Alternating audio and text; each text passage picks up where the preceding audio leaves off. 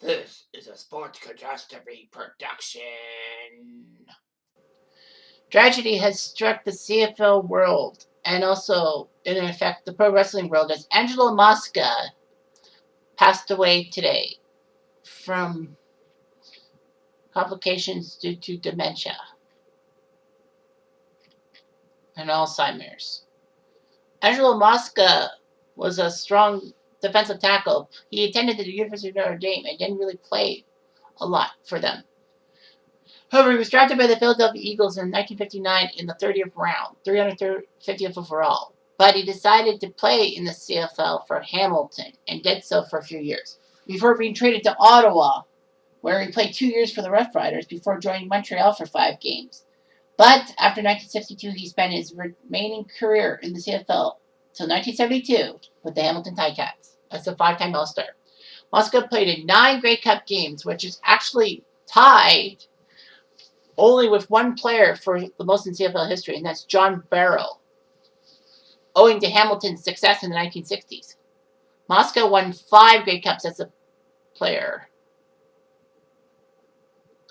He won one with Ottawa in 1960 and 4 with the Hamilton Ticats.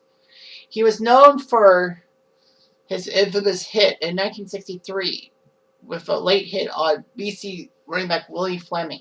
Hamilton won the Grey Cup, and Mosca's reputation as the meanest CFL player grew. He promoted that reputation when he became a wrestler called King Kong Mosca. Hamilton's number 68 was retired in Mosca's memory in 2015. Only the second time Hamilton retired a number. The other number was Bernie Filoni's number 10.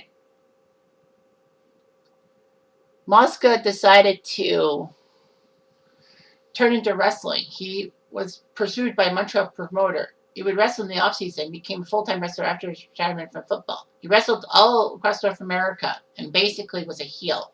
The only time he was a face was in the 70s and 80s in the Toronto area.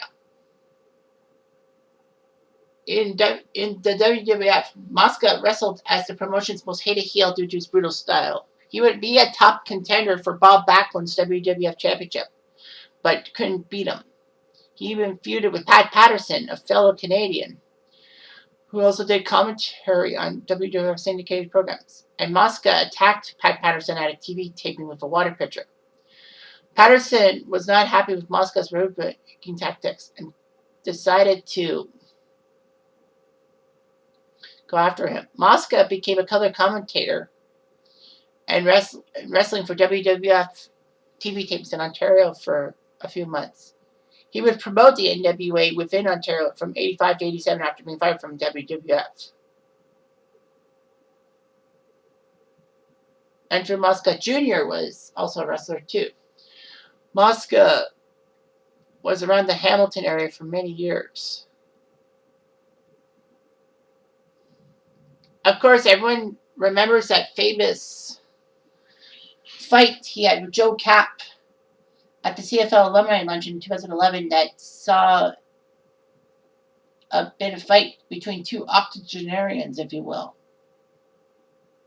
The fight went viral on YouTube, and it was even mentioned on Monday Night Football, and even was part of a Dr. Phil show and all that. Mosca said he was diagnosed with Alzheimer's in 2015 and would, for 6 years, live with the condition. He was actually ranked 37th in the top 50 CFL players of all time. He got to the Canadian Football Hall of Fame in 1987. He won the AWA British Empire Heavyweight Championship